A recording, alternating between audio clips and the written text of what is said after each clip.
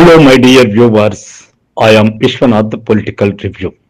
దళితులు అనే పదం ఎప్పుడూ హాట్ టాపిక్ గానే ఉంటుంది. ఇప్పటికీ దళితులకు అవకాశాలు వస్తూనే ఉన్నాయి, అగ్రవర్ణస్థులకు అవకాశం లేక అల్లాడుతున్నారనే ఒక వాదన విపరీతంగా ఉంది. అరే, మేము ఇంత కష్టపడుతున్నాము, ర్యాంకులు వస్తున్నాయి, అయినా మాకు అవకాశాలు రావడం లేదు, ప్రభుత్వాలు వారికే ఉద్యోగాలు ఇస్తున్నారు అని చెప్పి నిజంగా చాలా చాలా బాధపడే సామాన్య జనాలు ఎంతో మంది ఉన్నారు. అది నిజం కూడా కొన్ని సందర్భాల్లో. ఎందుకంటే యువతల వైపు కొంత టాలెంట్కి కేటగిరీల వల్ల నష్టపోయిన సందర్భాలు కూడా ఉన్నాయి. అయితే ఇంకా కూడా వాళ్ళలో అవకాశాలు లేకుండా అల్లాడుతున్న వారు చాలా మంది, వందల మంది ఉన్నారు.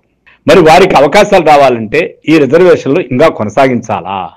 టెక్నాలజీ పెరిగిన తర్వాత, సాఫ్ట్వేర్ రంగం ద్విగుణీకృతమైన తర్వాత కూడా ఇంకా రిజర్వేషన్ల పేరుతో వారికి ప్రభుత్వాల అవకాశాలు ఇస్తూ పోతే మనం ఏమైపోవాలా అనే ఒక దిగులు, ఇంకో రకమైనటువంటి బాధ అగ్రవర్ణస్తుల్లో ఉంది. దీర్ఘంగాను లోతుగాను ఆలోచిస్తే అదంతా నిజం కాదు. మనలో ఇంకా ఆ భావం పోలేదు. వారు దళితులు, వారు వెనకబడిన వాళ్ళు, వాళ్ళు అంటరాని వాళ్ళు అని ఇంకా మనం అనుకుంటూనే ఉన్నాము. వారిని దూరంగానే పెడుతున్నాం. విధిలేని పరిస్థితుల్లో వారిని హక్ చేసుకుంటున్నాం తప్ప ఆ హగ్గు లోపల మనకున్నటువంటి న్యూన్యతాభావం మనకు తెలియకుండానే బయటపడుతూ ఉంటుంది. మరి ఇప్పుడు ఆ దళితుల్లో మంచి అవకాశాలు పొంది మంచి స్థాయిలో ఉన్నప్పుడు కొంత ఆత్మాభిమానంతో మాట్లాడుతూ ఉంటారు. కొన్ని అగ్రవర్ణస్థులు మాట్లాడే మాటలకి అప్పటికప్పుడు ఖండన మండలు తీవ్రంగా చేస్తుంటారు. కానీ మన అగ్రవర్ణస్థుల్లో ఎప్పుడూ మాట్లాడనటువంటి జాతి లో నుంచి వచ్చినటువంటి వాడు ఒక స్థాయికి వెళ్ళి వాడు మాట్లాడుతూ ఉంటే వాడికి చైతన్యం వచ్చిందనే భావన వదిలేసి వాడికి గర్వం తలకెక్కిందని, చూసావా వాడు ఆ కులలో ఉండి ఎంత కొవ్వుగా మాట్లాడుతున్నాడని మనకు అనిపిస్తుంది. నిజానికి ఆర్థికమైనటువంటి పరిపుష్టి మన స్థాయి వాళ్ళకు వచ్చినప్పుడు వాళ్ళు కూడా మనలాగే ప్రవర్తిస్తారు. మనం ఎప్పుడూ అలాగే ప్రవర్తిస్తుంటే తెలియని తప్పు వాళ్ళు ప్రవర్తిస్తే మనకు ఆ ధిక్కరణ ఒక గర్వంలాగా, కొవ్వులాగా అనిపిస్తూ మనము వారిని ద్వేషిస్తూనే ఉంటాం.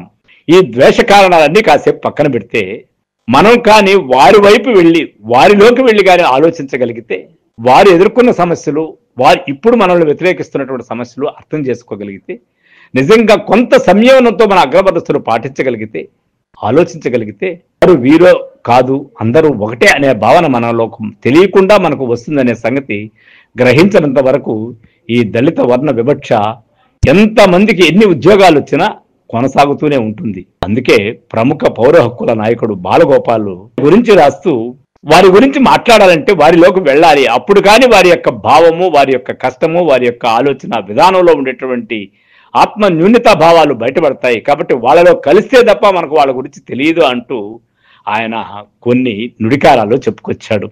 నష్టపోయిన వాళ్ళు మాట్లాడేంత వరకు వేరే ఎవరికీ విషయం అర్థం కాదు.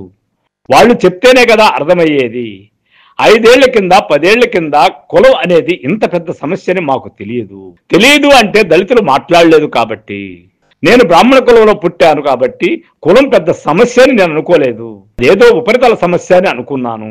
నాకు మాట్లాడడం మొదలుపెట్టాక అని అర్థం చేసుకున్నాను.